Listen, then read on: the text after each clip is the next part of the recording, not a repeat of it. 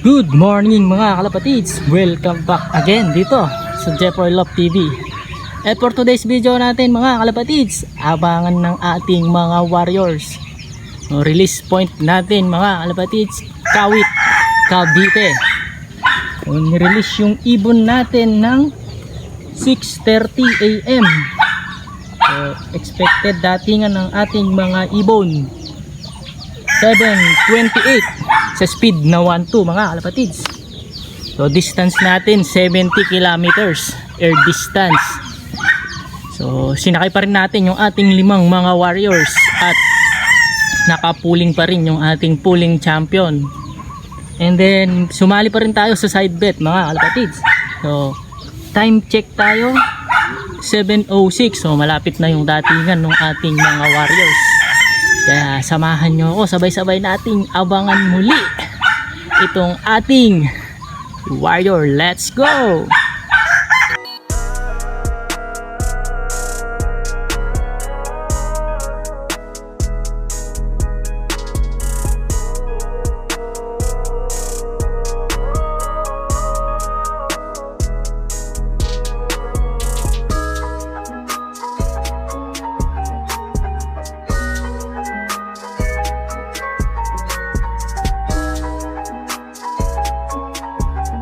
Nandito na yung ibon natin mga kalapatids.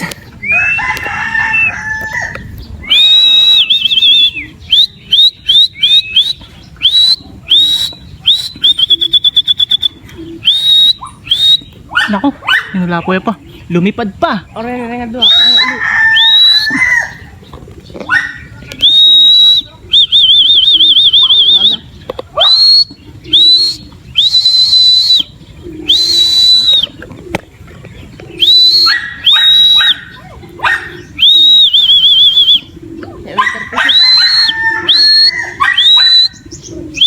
Guba na!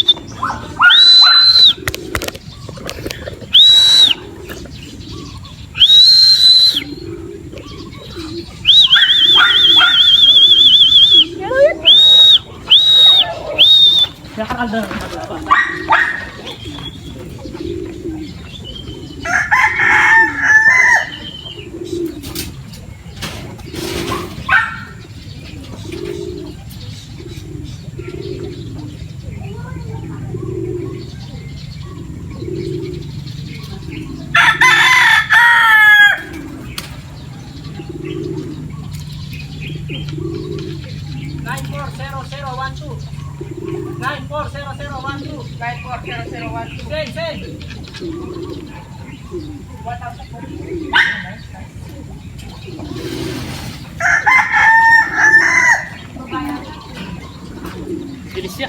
Mata siya pala.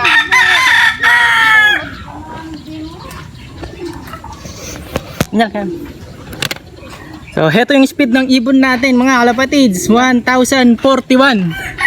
So check natin yung ating warrior.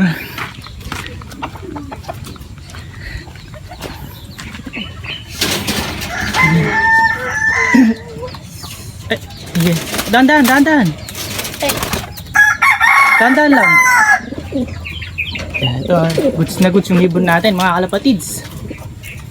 Ito. Dandan ko yan, check mo. Ito yung ibon natin mga kalapatids, mga pakpak. Ayan, okay na okay, walang damage. Ayun. At yung itsura mga kalapatids, ito. Yan, napakapogi talaga ng ibon natin na to mga kalapatids. Alright. So 1041 yung speed ng ibon natin. So sana pumwesto siya ng maganda. At i-check na natin yung ating ranking. Yan. So papagpahingahin muna natin mga kalapatids para makainom na siya. Yan. Tanggalin mo yung isa kuya. Yan, tatanggalin natin yung pampatapang natin. Yan. Para ma-relax muna itong ating Speedy Warrior. Ayan. So mamaya ulit mga kalapatids, abangan natin yung ating apat pa na ibon. So may nakapuling pa tayong isa sa off color, yung ating white flight. So hintayin pa natin sila mga kalapatids. So heto na yung pangalawang ibon natin mga kalapatids. Mukhang blue bar. So papasukin na natin kaagad.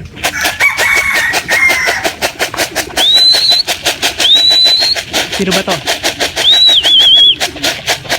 Mukhang si Blue Barliit yata to. Sino to? Check natin. Si yung anak ni Blue Barliit. So ito, isang speedbird din natin to mga kalapatids. Papasukin na natin kaagad. Pasok, pasok.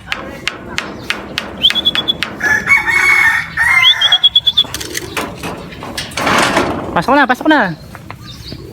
Ayan. Ito yung isang warrior natin. Anak ito ni Blue Barliit mga kalapatids. Isa rin to sa nagpapakita rin ng bilis. So inihintay pa natin yung isang off color natin dahil nakapuling din siya sa mother club na off color and then area off color. So hintayin pa natin mga kalapatids. Ito na yung ating Blue Barliit mga kalapatids. Pasok, pasok. So matagal lang siya dun sa taas. Pasok na, bawal tambay. Ayan, tatlo na lang. Tatlo na yung ibon natin mga kalapatids. So dalawa na lang inihintay. So yung nakapuling natin na OC, wala pa. Wala bigatan mga kalapatids. At yung isang checkered natin na YB. So maya maya ulit. So nandito na yung naka off color natin na puling mga kalapatids. Ito.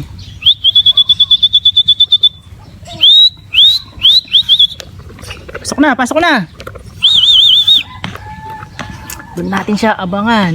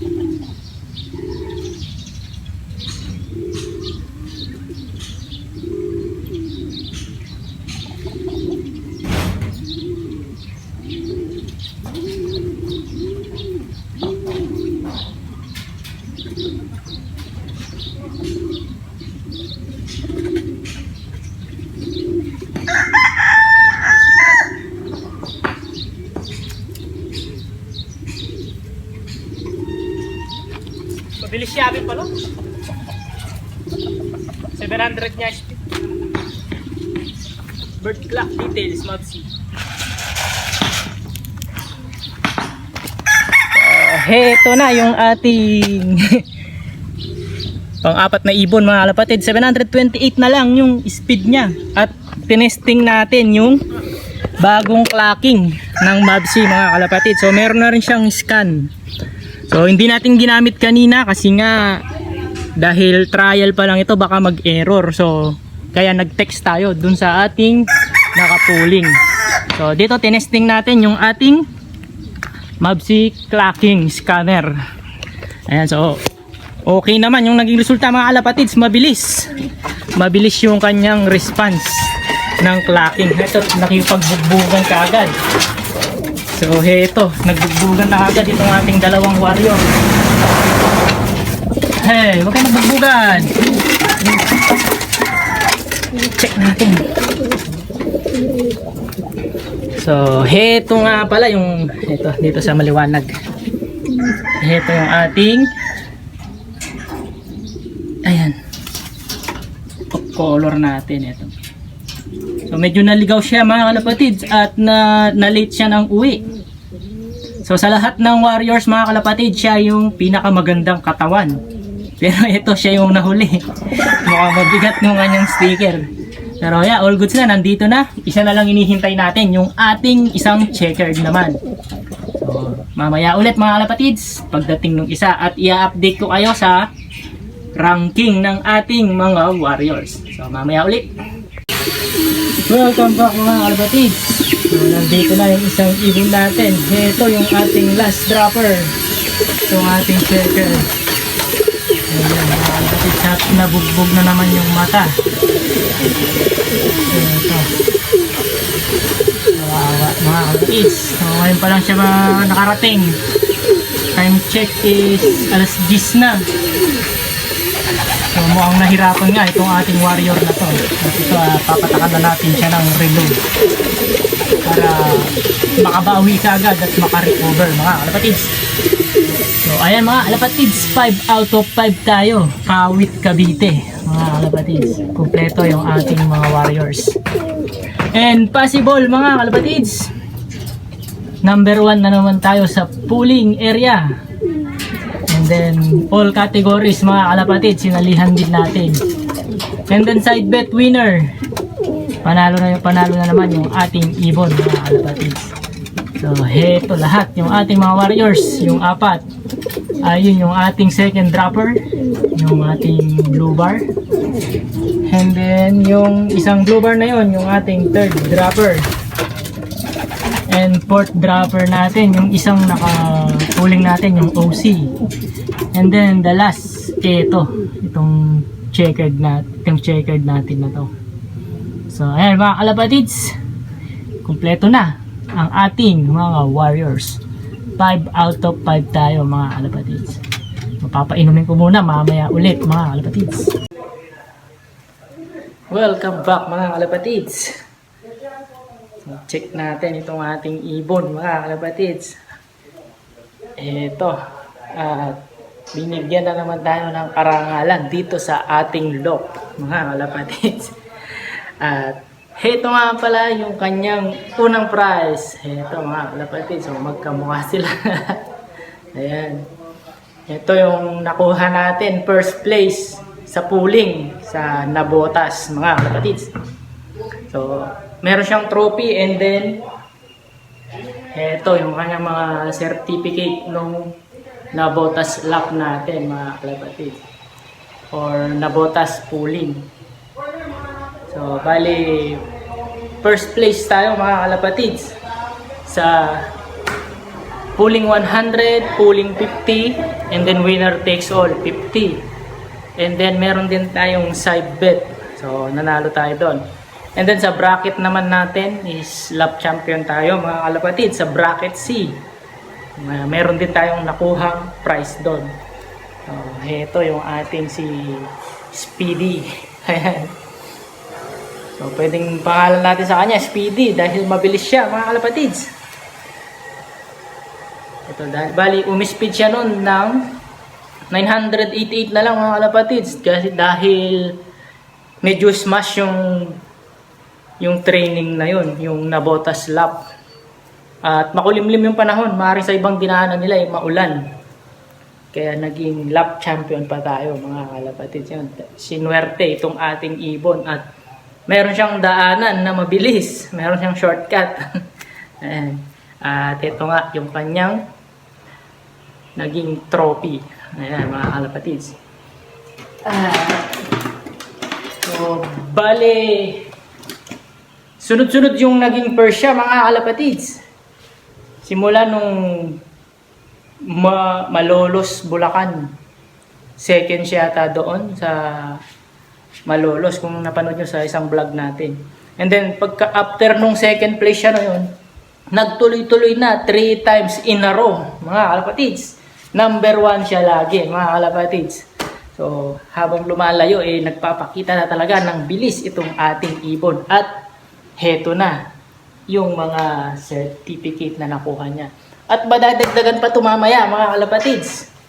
Dahil nga first na naman siya ngayon sa Kawit Cavite. Ayan.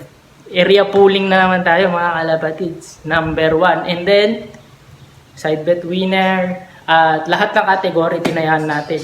And rank number 8 naman siya ngayon sa ating mother club mga kalapatids. Ayan. So all goods na yung ating ibon. At 5 out of 5 tayo sa Kawit Cavite. Kompleto yung mga ibon natin. Yung off color naman natin hindi siya pinalad. Lamang ng kaunti yung kalaban niya.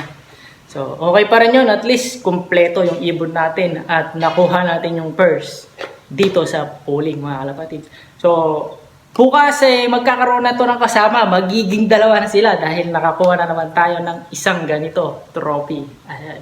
So napakarami na ng karangalan na binigay ng ating ibon inuwi dito sa ating loft, mga kalapatids. Ayan. So, yun muna para sa araw na to, mga kalapatids. Like, share, and subscribe, Jepoy Love TV, at mag-comments na rin kayo, mga kalapatids.